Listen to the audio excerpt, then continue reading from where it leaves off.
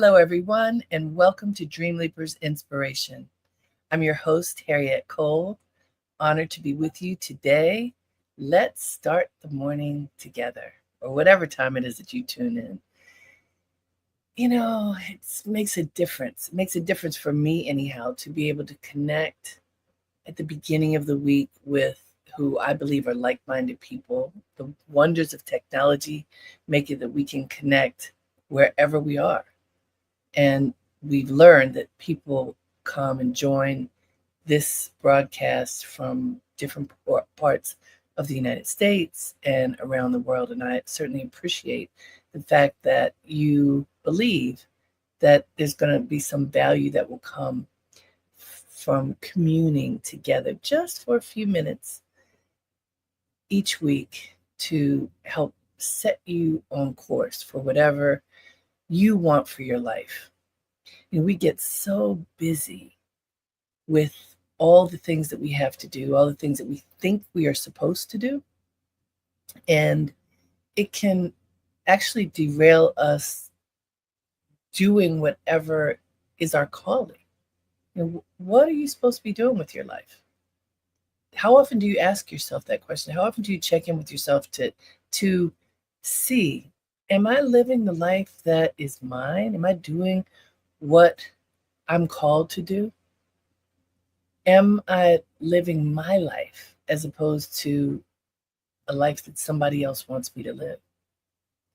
Or do I even know what it is that I'm supposed to be doing? There's a young woman working with me now as an intern who was my student at FIT, really smart, focused, driven young woman. And there was something about her that seems really mature.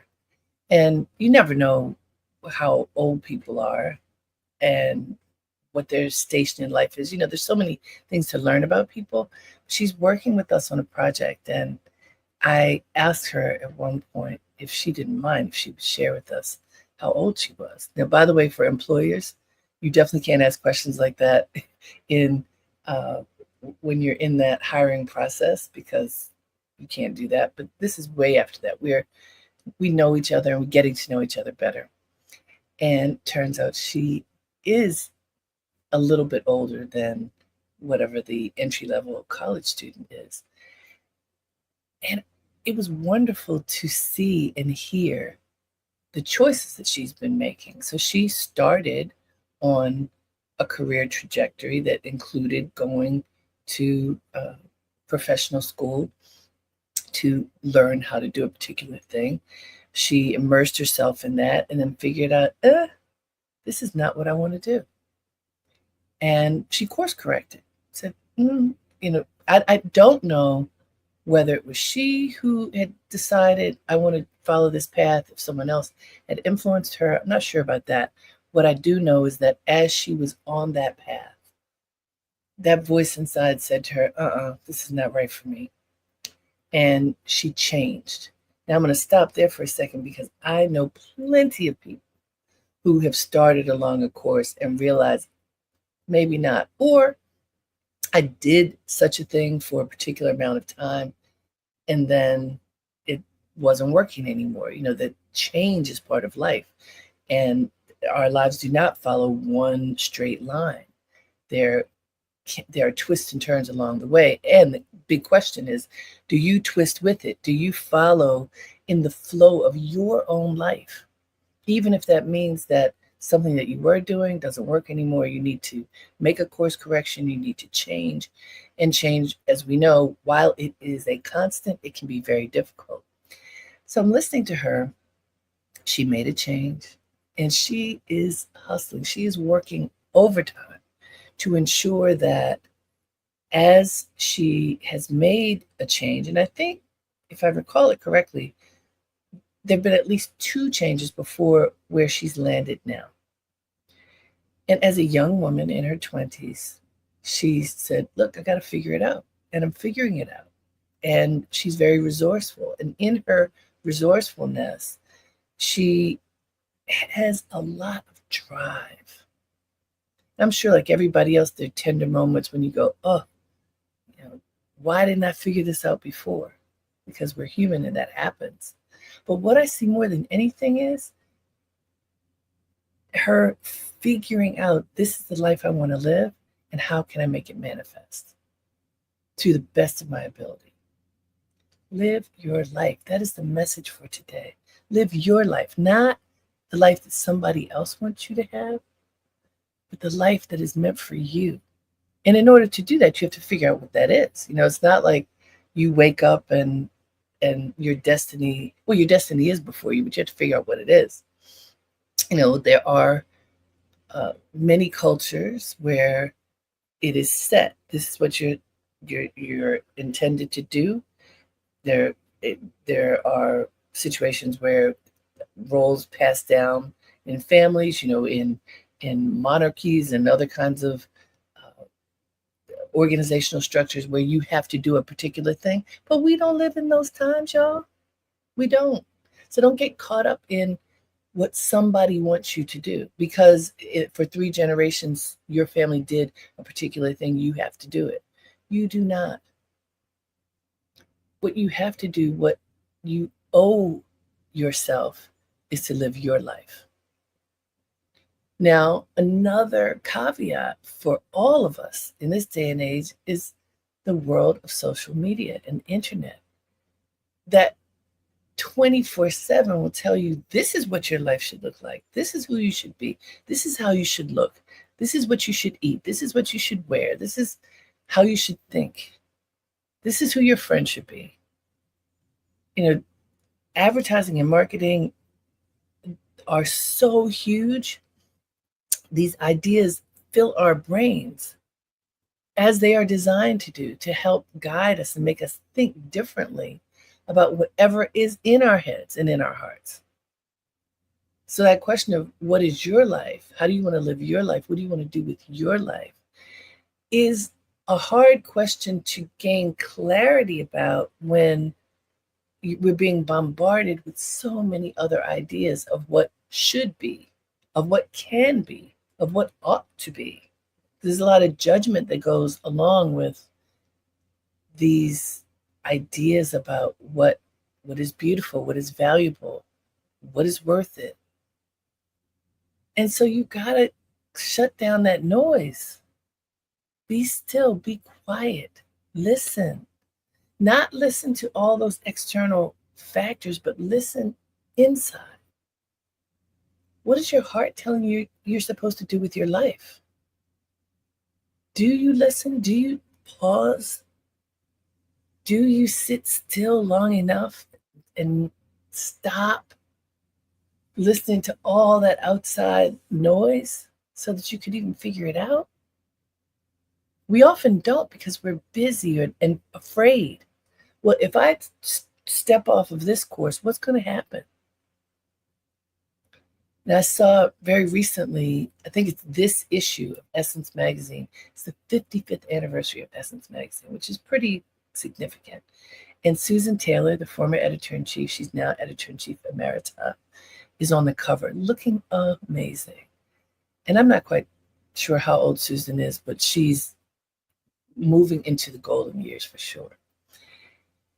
That's how I started my career. It was a beautiful start to what has been a wonderful career. I grew up there professionally. And one day I had a dream that I had a business. And some years later, I left and started my business. And I'm here to tell you, it was scary to do that.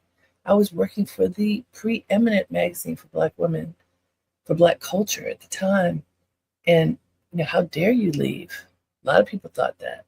But I had to. My heart told me I was supposed to be doing something else at that time. And I don't look back with regret. I look back with gratitude. It was a wonderful experience, and I had to move on to the next part of my journey. And so I can look at both fondly. Change is part of life. Making choices for yourself is what we are supposed to do as adults. To put our stake in the ground. This is who I am. This is what I want for myself, and I'm going to go forth and do it. And make that choice to live my life. So let's look at the quote I found. This was interesting, trying to figure it out. What what is that message? What can come forth in the best possible way? And I found a great quote from an actor, director, Greta Gerwig. Let's see what the quote says. Fallon, can you bring up that quote? There we go. You keep learning how to let go and to live the life that you actually have, as opposed to the life you thought you were going to have. Okay, I want you to sit with that for a moment. This is about, like, what is life? You keep learning how to let go and to live the life that you actually have, as opposed to the life you thought you were going to have. This is coming from a woman who's very successful.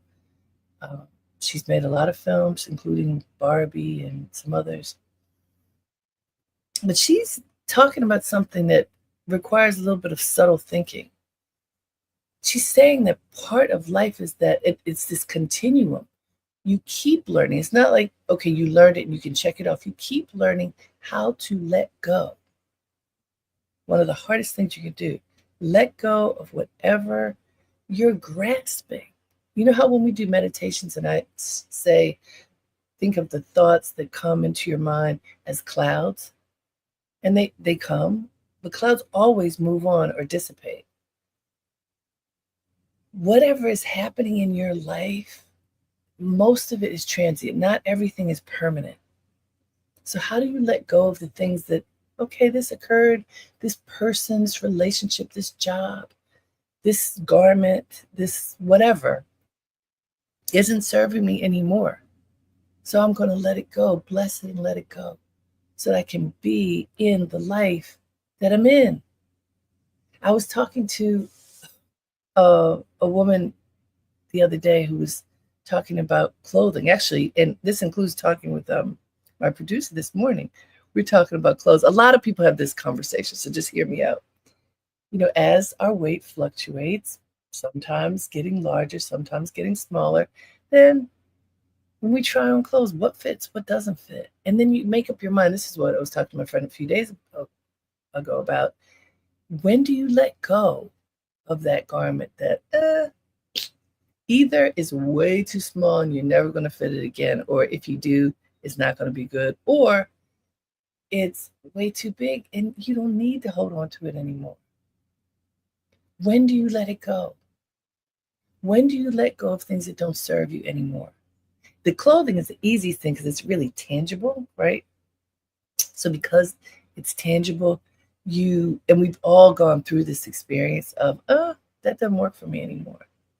But the same is true about other aspects of our life. And what Greta is saying is you keep learning. It's on a continuum. You keep learning how to let go of what isn't serving you anymore, and to live the life that you actually have. How many people are living in a fantasy about, I want to have this life over there? So they don't even pay attention to the one that's right in front of their face. What's happening in your world right now? What is your life right now? Do you see it? Do you honor it? Do you love it? Do you live it? Or are you too busy daydreaming about something else? Are you too busy, as Greta says, as opposed to the life you thought you were going to have? And see that, the life you thought you were going to have, I've recently talked to a number of people, but I'll choose my one friend who's had a beautiful life with her husband and children, and her husband died young. I mean, relatively young. He was in his early 60s. They thought they had good 20 plus years more together, and it didn't work out like that. And suddenly she was a single mom with young kids. She is resourceful. She figured it out, because you have to figure it out. But there are these moments when, she's remembering, and we were talking the other day, wow, my life is not what I thought it was going to be. What I thought I was going to have, I do not have. In her case, she's done a lot of spiritual work, and she was able to say, okay, I don't have what I thought I was going to have, but I do have a good life. And I have been able to adjust and figure out how to move forward with what I have. So see, things like death make you look at your life because, if you're in a relationship with someone that's not going well, you can complain and fuss, talk to other people about your partner, talk to your partner about your partner, your life, etc. But there's something about when the person is there and you can just be and moan and all that stuff. It's very different with the finality of death. If someone is gone, then the life you thought you were going to have with that person is done. Finality brings a different kind of understanding to the moment, right? But Greta says this is a continuum that we're on. You keep learning over and over and over again how to let go and to live the life that you actually have. Come on, y'all, think about it. What is the life that you have right now? How are you living right now? Look around. Val, you can take that screen down. Look around. We talked about this the other day. Look around. What do you see? What do you see in your life right now? What do you see? Who is there? Who's present? Who's always there? What do you see? What is important? What do you value? What do you want to nurture? What are the plants that you want to water? If you think about that metaphorically, in your life, what is important? Think about it. And do you think about that enough? Do you take for granted the people, the things that are important to you because, well, they're there? Do you honor the people, the places, the objects, the things that are important to you? Because a lot of times we take these things for granted because they're there. Well, they're always going to be there. So-and-so will forgive me if I don't do something I should have done because they love me. The list is so long of things that we could look at that are part of our world right now, but that we don't acknowledge. And this goes back to practicing gratitude. This is so ingrained in me because it's the way that my family lived and lives. That practicing gratitude is really making an effort in not just your words, but in your actions to acknowledge the people, the experiences, the things, the relationships, everything. Acknowledge and out loud show that you care, show that you value whatever it is that person, place, or thing has brought to you. Because, again, we often assume, well, he knows I love him. She knows I love her. That person knows that I'm grateful for whatever help they gave me. Why? Did you show it? I talked to another person who works with a woman who is quite a taskmaster.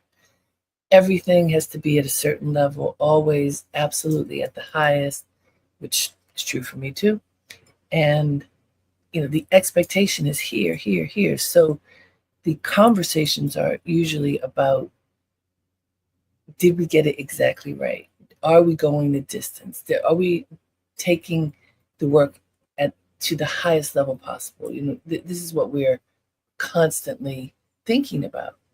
Well, are we also saying thank you?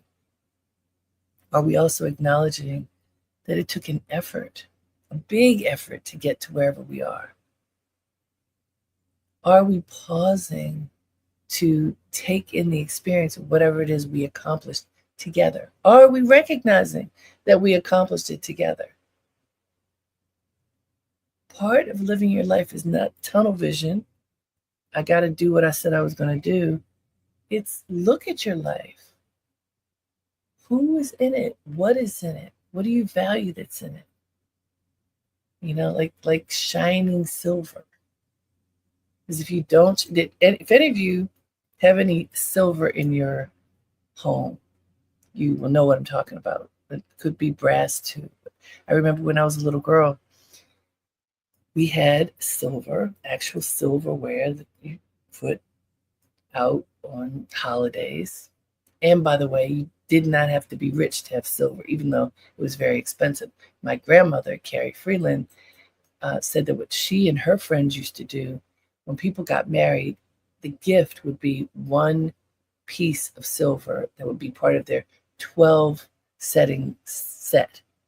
And it could take their whole life to get a setting full service for 12, because different family members and loved ones would buy one knife. Knives were more expensive too because the handle is heavy.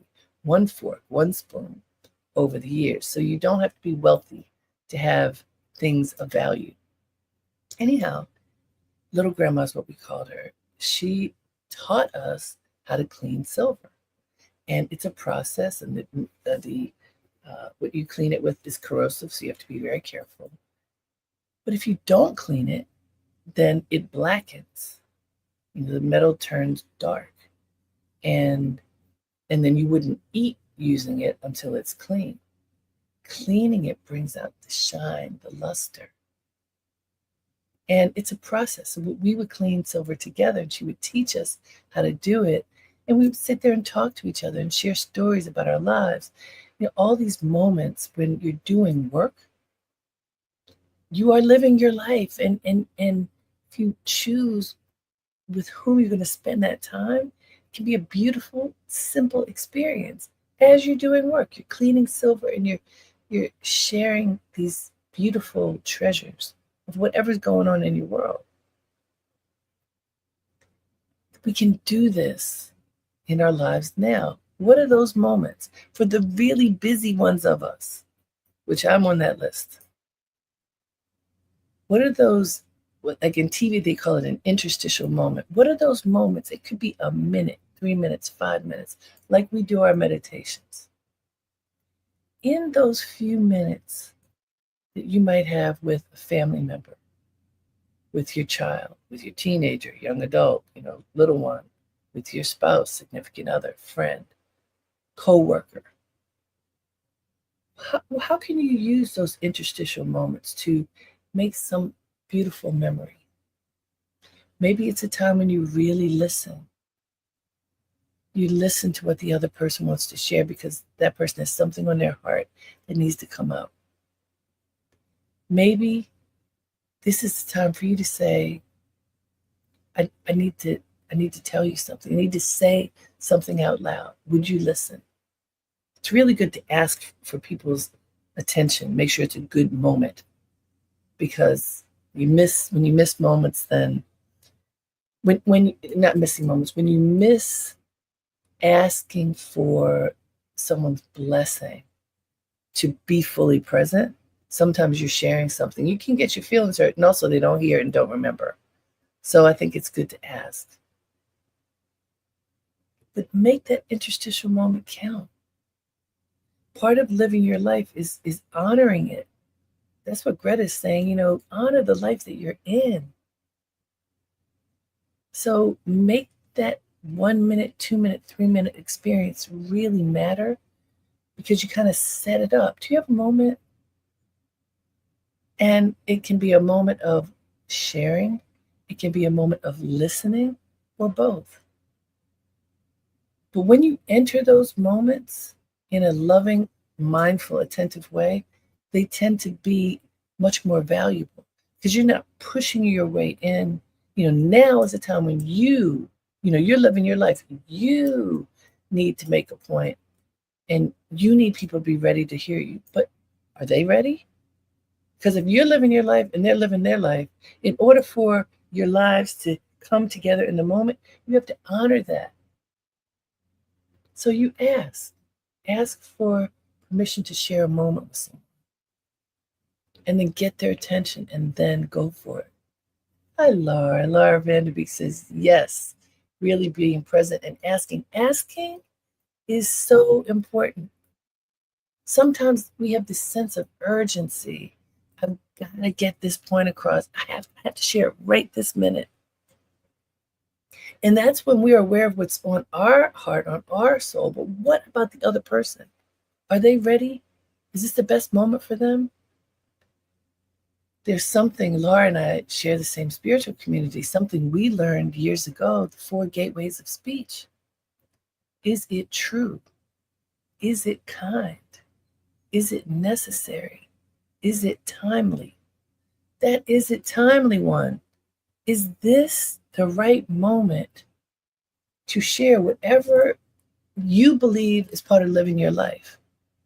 Is it? Is it the right moment to share with somebody else? If you need to share it and it's not the right moment for other people, write it down. Make an audio expression. But don't force it on somebody else if it's not the right moment. That's why asking for somebody's blessing to be part of an experience, for me, is the best way to have that experience, because people are committing to that moment. Now, when you do that, you also have to commit to being frugal with your time. Don't ask for it and then you talk for 10, 15 minutes. Unless you have gotten the blessing of the person to say you can do that. Again, if we squander people's time, it doesn't work. Then they don't want to talk to us anymore because, oh yeah, that one, she talks too long. That one doesn't listen. I bet all of you have somebody in your life who you love who doesn't listen well. And you have to make up your mind, when will I talk to that person? When do I have to say, nope, can't do that now, because I don't want to have that experience. I don't have that inner experience. I have people like that. I have not cut them off, but I understand. Part of living my life with them is giving them a few minutes. That's just going to be them going on and on and on. And I love them, so I give them that. So that's part of my service. The gift of time to people who don't necessarily give that back. So it's not necessarily a circle, a cycle of love and input and output. And that's okay. A little bit, not too much. But just going back to this notion of live your life and what it means is I want us to practice this week. Understand that it's a process. It's not something you just say, okay, this is what I'm going to do, and then you do it forever. It's exercising a muscle of letting go of whatever is not serving you in the moment. Being fully present, taking account of what's going on in your world now. So today, right now, you can do this. Look around. What do you need to attend to today? I woke up this morning.